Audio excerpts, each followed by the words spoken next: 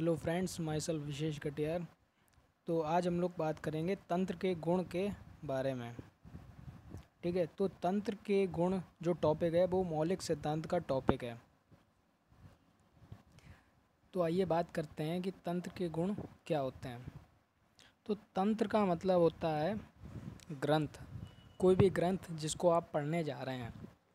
ठीक है, तो उसकी क्वालिटीज़ क्या होनी चाहिए, जिस भी ग्रंथ या जिस तंत्र को आप पढ़ने जा रहे हैं उसके गुण, उसकी क्वालिटीज़ क्या होनी चाहिए, उसके बारे में बताया गया है यहाँ पर। तो क्या क्वालिटीज़ होनी चाहिए, आइए देखते हैं। जो आचार्य चरक हैं उन्होंने विमान स्थान में, उन्होंने अपनी संहिता में विमान स्थान में शास्त्र परीक्षा के लिए निम्न 18 तंत्र गुण बताए हैं। ठीक है, शास्त्र यानी तंत्र, तंत्र कह लें या शास्त्र कह लें या ग्रंथ कह लें। ठीक है, तो शास्त्र की परीक्षा के लिए निम्न 18 गुण बताए हैं। तो तंत्र के क्या है, उन्होंने विमान स्थान में 18 गुण बताए हैं कि 18 गुण अगर किसी तंत्र में होने चाहिए तो व्यक्ति को उसी तंत्र का अध्ययन करना चाहिए। तो आइए देखते हैं कि वो 18 कौन कौन से हैं। पहले आपका है सुमहद यशस्वी धीर पुरुष सेवित, दूसरा अर्थ बाहुल, तीसरा आप्तजन पूजितम, चौथा त्रिविध शिष्य बुद्धि हितम,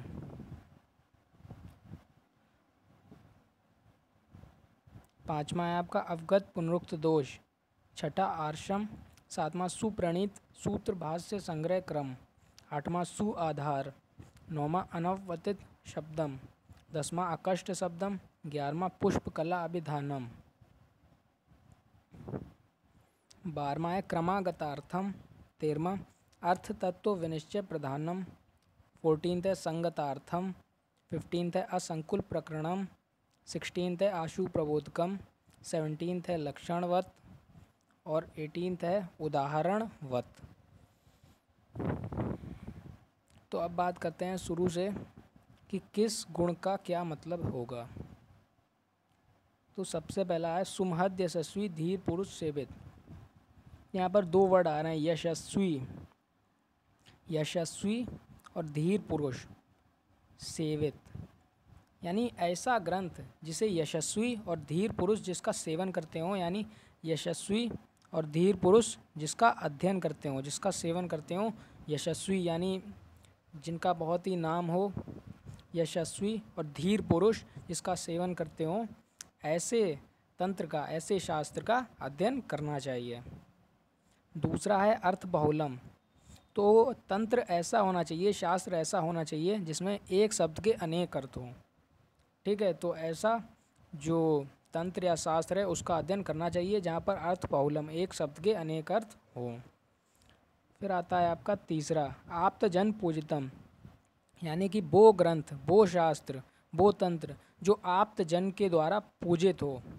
ठीक है, जो आप्तजन हैं उनके द्वारा वो पूजित हो, यानी जो विख्यात लोग हैं, आप्त लोग, उनके द्वारा वो पूजित होना चाहिए। फोर्थ है आपका त्रिविध शिष्य बुद्धि हितम। जो 3 प्रकार के शिष्य होते हैं ना, उत्तम, मध्यम और अल्प बुद्धि वाले शिष्य के लिए हितकारी, लाभकारी हो। ठीक है, अगर कोई उत्तम बुद्धि का है तो उसके लिए भी लाभकारी हो, मध्यम बुद्धि का है तो उसके लिए भी लाभकारी हो और अल्प बुद्धि का है तो उसके लिए भी लाभकारी हो। ठीक है, ऐसा शास्त्र, ऐसा तंत्र होना चाहिए।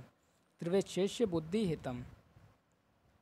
5वां है अपगत पुनरुक्त दोष, यानी उसमें पुनरुक्त दोष नहीं होना चाहिए। पुनरुक्त दोष क्या होता है कि एक ही चीज़ को ग्रंथ या शास्त्र में बार बार रिपीट करना। ठीक है, एक ही बात को बार बार कहना पुनरुक्त दोष होता है।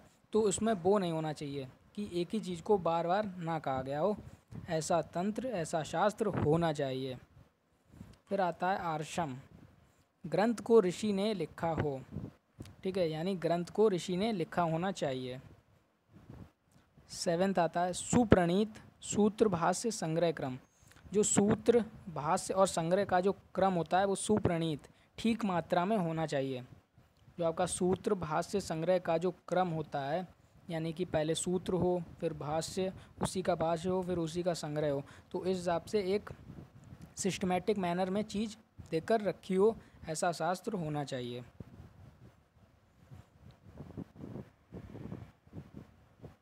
फिर आता है आपका 8th सु आधार यानी सुंदर अर्थ वाला, जिसका अर्थ सुंदर हो। ठीक है, फिर आता है 9th अनवपतित शब्दम यानी अश्लील शब्दों का उपयोग ना हो, यानी कि गंदे शब्दों का उपयोग ना हो उसमें। 10th आता है अकष्ट शब्दम, शब्दों के उच्चारण में कष्ट ना हो, यानी जो उसमें शब्द प्रयोग किए गए हों उनके उच्चारण में कोई भी कष्ट ना हो। ठीक है, आसान से शब्द हों उसमें। फिर आता है 11th पुष्पकला अभिधानम, जिसमें विषय का वर्णन स्पष्ट रूप से और अनेक पर्यायों के साथ किया गया हो। ठीक है, जो विषय है उसका वर्णन स्पष्ट रूप से किया गया हो और अनेक पर्यायों से किया गया हो, यानी बहुत सारे उसके सिनोनिम्स बताए गए हों। फिर आता है 12th क्रम से वर्णन किया गया हो, कोई भी चीज़ हो उसका क्रम से वर्णन वहाँ पर किया गया हो। फिर आता है आपका 13th अर्थ तत्व विनिश्चय प्रधानम, यानी जिसका अर्थ स्पष्ट हो, स्पष्ट अर्थ वाला होना चाहिए, ऐसा शास्त्र होना चाहिए जहाँ पर अर्थ जो हो वो स्पष्ट हो। फिर आता है आपका 14th संगतार्थम, यानी पहले और बाद के वाक्यों में विरोध ना हो।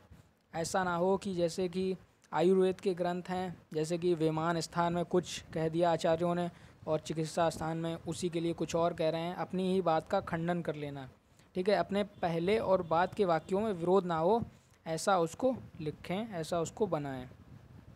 15th है असंकुल प्रकरणम, जिसमें एक प्रकरण का विषय दूसरे में ना हो, यानी एक प्रकरण का जो विषय है वो दूसरे में ना हो।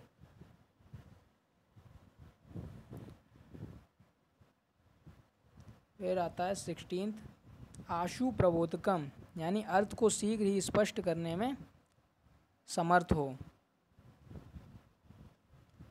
आशु प्रबोधकम यानी अर्थ को शीघ्र ही स्पष्ट करने में समर्थ हो, यानी ये नहीं कि बहुत ही ज़्यादा लंबा उसमें चले गए और अर्थ जो है वो स्पष्ट नहीं हो रहा है। शीघ्र ही अर्थ को स्पष्ट कर दे, ऐसा तंत्र, ऐसा शास्त्र होना चाहिए। और 17th है लक्षणवत, यानी शास्त्र में वर्णित विषयों के लक्षण स्पष्ट हों, जो उसमें वर्णित विषय हैं उनके लक्षण स्पष्ट होने चाहिए, क्लियर होने चाहिए।